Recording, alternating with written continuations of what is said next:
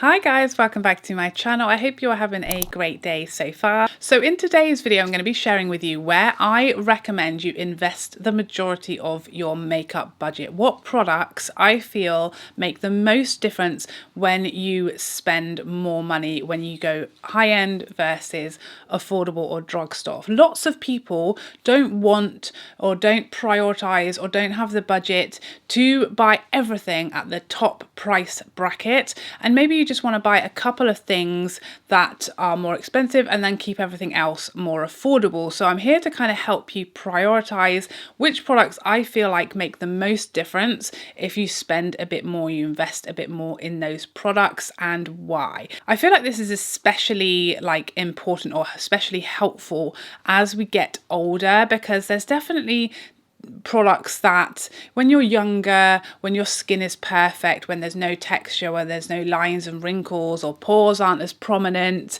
and things like that, that you can certainly easily get away with using more affordable products or using all drugstore products. For me, I've noticed as I get older that using products strategically and investing strategically in specific products makes a big difference to how my skin looks. And there are products that I can't use anymore because they're not as forgiving, and I find these products make the biggest difference as far as performance, as far as how they look on things like lines and more mature skin.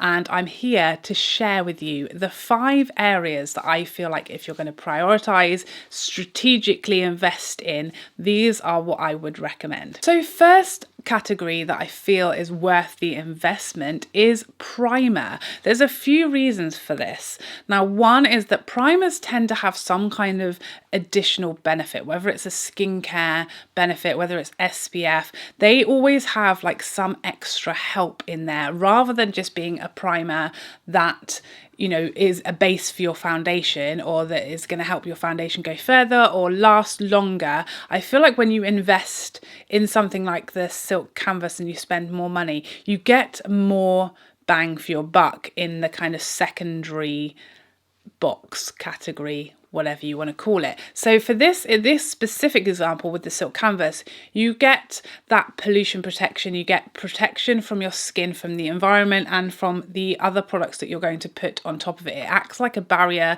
between your skin and foundation and between your skin and pollution. It doesn't have SPF in it, but that's another thing with more expensive, higher end primers that you will find sometimes they give you a huge amount of SPF, something like the Mercier primers, a lot of SPF in there as well. Things like that, things like smoothing qualities, blurring qualities that really help in addition to a really good foundation. This, the kind of primer where it's going to make your skin look smoother, less textured. It's going to help with the application of products that go after it as far as soaking into lines, wrinkles, pores, texture, etc. And it's also going to make sure that your products don't break down as quickly and as easily and leave you looking a fool halfway through the day like some do. But this is definitely the first area that I would say to invest in your primer, because even if you still continue to use more affordable products that come after primer, starting off with an amazing primer underneath is definitely going to help the products that come after. The next category I would invest in, and that I do invest in and I'm most willing to spend more on, is foundation. So this is the Tom Ford Shade and Illuminate foundation, my favorite foundation. It's the most expensive foundation, I think, or was the Clé de Peau more? I think it's up there. Let's put it that way. It's an expensive foundation. So obviously you get the beautiful packaging with a more expensive, more high-end foundation. Lots of people couldn't care less about that. I do like a nice bougie bottle of foundation. It feels nice in my hand. It feels luxurious to apply. So I do appreciate a gorgeous packaging, I do. But for me, I feel like with a combination of a really excellent primer that you've invested in and the same thing with the foundation on top, the combination of these two, it takes years off me. You know, it smooths, it blurs, it makes my skin look alive, awake, fresh, but still natural. It's not heavy. It's just like for me, this is the perfect for my skin type and my age. This foundation, it just beautifies everything in such an easy, natural way. I don't have to use a lot either.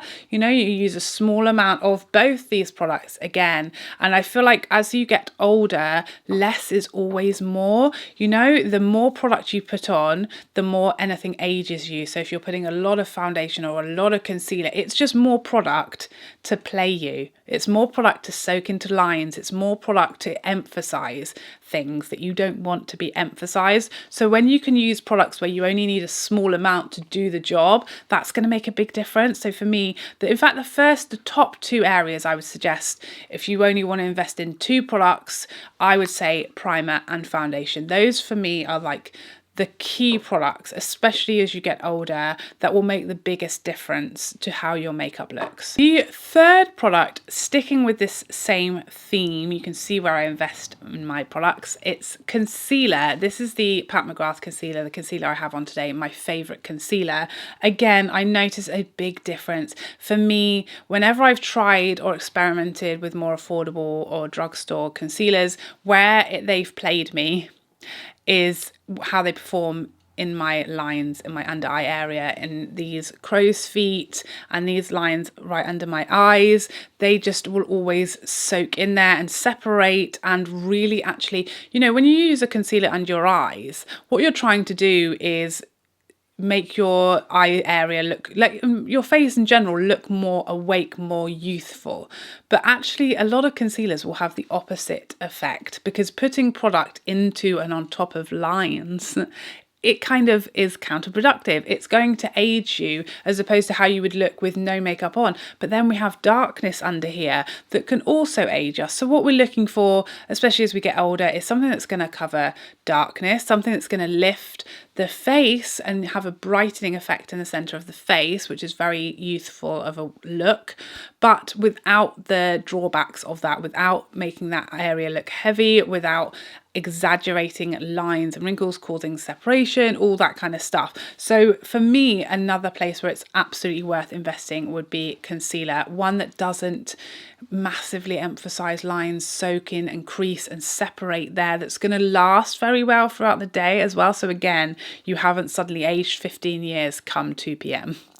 Nobody wants that. And now changing pace a little, my fourth area that I would recommend investing is eyeshadow. So this is the Pat McGrath Divine Rose 2. As you guys know, my favourite eyeshadow palette. It's probably my favourite. It's absolutely stunning. The reason I say why it's worth investing in eyeshadow as a category is because, again, it's that less is more. I feel like when I use more affordable drugstore shadows, I have to use more to get to the same, like nothing gives me the impact of Pat McGrath shadows, I'll say that. But I use less to get the look I want out of my Pat McGrath products than I do a more affordable brand. And for that reason, it's less, again, it's less products. My eyes, my eyelids, you know, they're getting less firm, they're getting less smooth. And so less product there on those areas. It gives me more coverage to those areas with less product built up in those problem areas is a win. So that is why I also feel like both the mattes and the shimmers in Pat McGrath's formula and Natasha Denona's, those pricier formulas, yes, you use less to get a more impactful effect, but also the shimmers are much smoother, her metallics are much smoother, so they're not as unforgiving on lines. I know lots of people say, oh, you know, over a certain age you shouldn't use glitter on the lid. I don't think I'm ever going to get to an age where I don't want to use glitter or shimmer on my eyes. I love it, and I don't feel like, I don't agree that you shouldn't be doing those things. You should be doing whatever on earth you want, especially as we age. We've earned it. We have earned the right. We're grown women, grown men. We can do whatever we want to. And if I want to put shimmer or glitter on my lids, I'm going to do that. But I do find that the Pat McGrath and Natasha Denona shimmers in particular are much more forgiving on wrinkles or lines or looser eyelid skin than lots of others, and you use less product, which means there's less heaviness on the eye area, which can again be aging, and they're just smoother. You know, buffing into an older eye or an older eyelid crease, blending into that area, it's not as easy as when you're 18. You know, when you're 18, your eyes are firm and they stay still. Now at my age, you know, I have hooded eyes, I've got all kinds of skin flapping about up there, and I need an eyeshadow that's going to blend easily on top of that.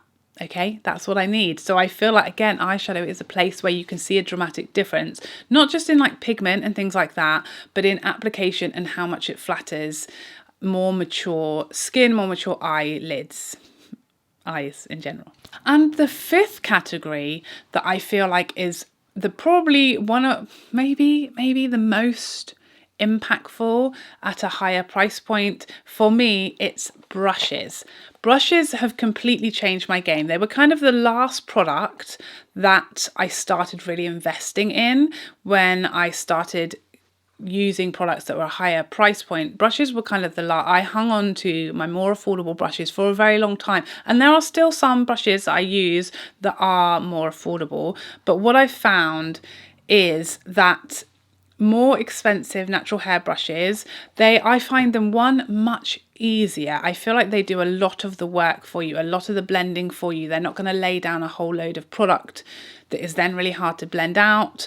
They're going to make it very easy to blend, very easy to apply the right amount, and very easy to apply in the right place as well. I feel like with my face shape, I've said this so many times, I have a longer, narrower face shape, so I have to be very careful not to bring product right up into this area, which is a bit unflattering, which makes my face look even longer than it is. I have to kind of be quite strategic in my placement of products, and the right brushes, the Sonia G brushes, the Rephr brushes, these really help do the job for you. They place the product where you need it, they blend it out, and they apply the right amount of product. And I feel like they just changed the game as far as makeup application. They make everything so easy. I'd literally say it's taken my makeup from like a 4 to a 7 as far as the scale of where I can go. I'm not trying to say I'm a 7 out of 10 with makeup. I'd probably say I'm like a 4 on the actual overall scale, but on my scale, I'd say brushes alone took me from like a 4 to a 7, just by changing up my brushes, investing in really great quality brushes. That really helped me change my makeup game. And again, it's just something that they're going to last a very long time. You know, you're not going to have to replace brushes like this probably ever in your lifetime if you treat them nice, keep them in tip-top condition. They're going to last you forever. So it is an investment, but it's one that you're not going to have to make twice, you know. So there you have it. Those are the 5 areas that I would recommend investing in as a priority, where I feel like your money is going to pay off the most if you only want to invest in a few key categories and keep the rest more affordable. Those are the categories that I would recommend are the most important, or you'll see the most payoff by investing in those specific categories. I'd love to hear your opinions on this, whether you disagree or there's areas that you found make more of a difference if you spend more in those categories, and what your priorities are as far as products. Do you prioritize skin? Do you prioritize eyes or lips? What's your priority? I would be really interested to know how you guys feel. So I hope you enjoyed this video as always, and I'd love to see you in the next one. Otherwise, take care for now. Bye bye bye bye bye.